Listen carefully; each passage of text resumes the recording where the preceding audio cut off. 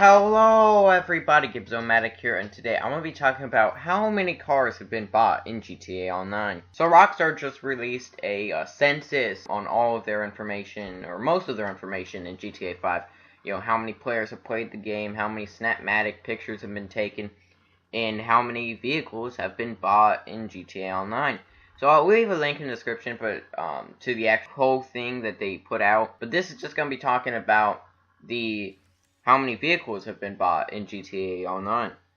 In which I'll have a picture on screen of how many of this, because it was all picture and stuff. So if you want to go check out the link in the description to go to the Rockstar games, then do that. So 422,124,680 vehicles owned in GTA Online. Well, that's a lot of vehicles. You know, even if you consider how many people have just bought in a car, or how many people actually put a car in their garage. If you have 20 spots max in your garage, that's still a lot of vehicles. And I don't even think that counts how many cars got sold. I don't know about that. Maybe, if you sell a car, then it wouldn't be on that list of cars owned. I'm going to be going through the top 5, for each class of cars.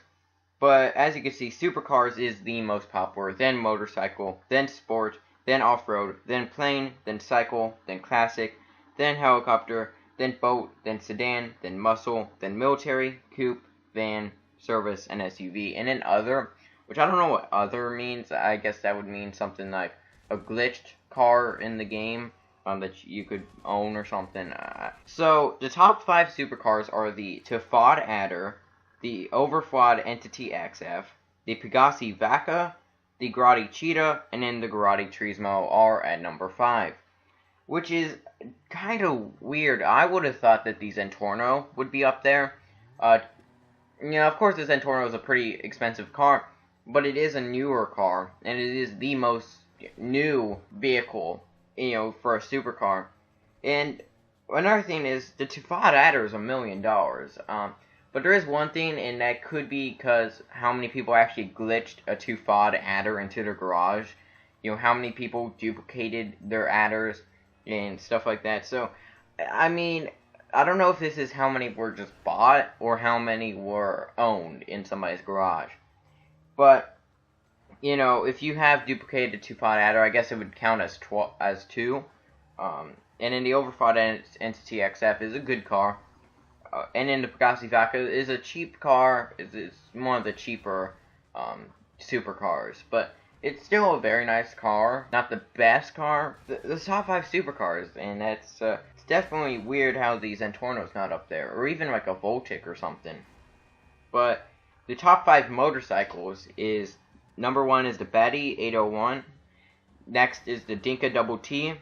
Next is the Pegasi Batty 801 RR. Next is the Mayabatsu Sanchez 2. Next is the Dinka Akuma. So, that's kind of weird to think about how, top 5 motorcycles, you have the Pegasi Batty 801, then the Dinka Double T, where the Pegasi Batty 801 is a very good motorcycle. But then you have the Pegasi Batty 801 RR, which doesn't change much. It's only like you could have like vinyls on it. That's really all it changes. And then you can have the Double T and the Akuma in there, which the Akuma I thought was actually bought more than the Double T. So I'm pretty sure the Akuma was actually faster. But what's weird is that there isn't any choppers on there. Like there's no Western Bagger, there's no Damon, there's no Hexer, and there's no Innovation. That's kind of weird how there's no cars or no bikes like that are choppers. And of course the Sanchez is like an off-road bike. So next we have the top 5 supercars, and the most owned supercar is the Inverto Coquette. Second is the Dinka Jester. Third is the Grotti Carbonazzer. Next is the Pisfer Comet, and number 5 is the Benefactor Feltzer. Which, not really a surprise there. Now, I thought the LG would have been on there, because the LG is, of course, a free car. I thought that the LG would be on there because it's also a good car, and it's just free, but I guess not. Now, the Cockcat is a very good car. It is kind of cheap. It's about a little over $100,000. So that makes sense. Dinka Jester, I was actually kind of surprised by that. Because the Jester is like $240,000 or something. And, well, it's a good car. I was kind of surprised by that. The Carbonazare, that's not really a surprise because Carbonazare is a pretty good car and it's kind of like a Ferrari. It has a good look to it and it's convertible.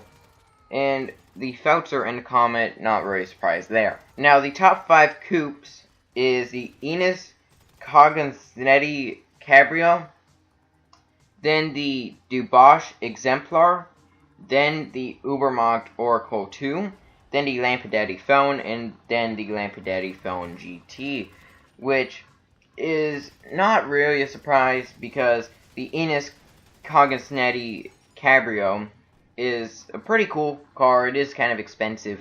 Same with the Dubois Exemplar.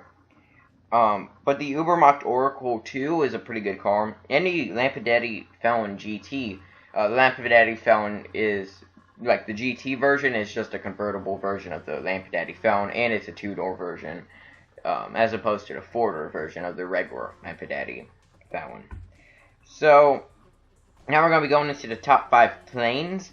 The top 5 planes, you have the Titan, then the Buckingham Luxor, then the Maud, then the Cuban 800, then the Duster. The Titan is a very expensive plane, so I would have thought something like a Mallard would have been first, because that's kind of a cheaper one. But either way. Now, the top 5 helicopters is the Buzzard Attack Helicopter, the Frogger, then the Annihilator, then the Maverick, then the Cargo Bomb, which is kind of funny because the Cargo Bomb you can't even buy in online, or at least you couldn't whenever they patched that glitch where you could do it. And the Annihilator, I never even knew you could own that, but maybe they patched that in where you could buy it. But the Frogger's a very good helicopter, and the Buzzard's a very good helicopter just because it has guns on it.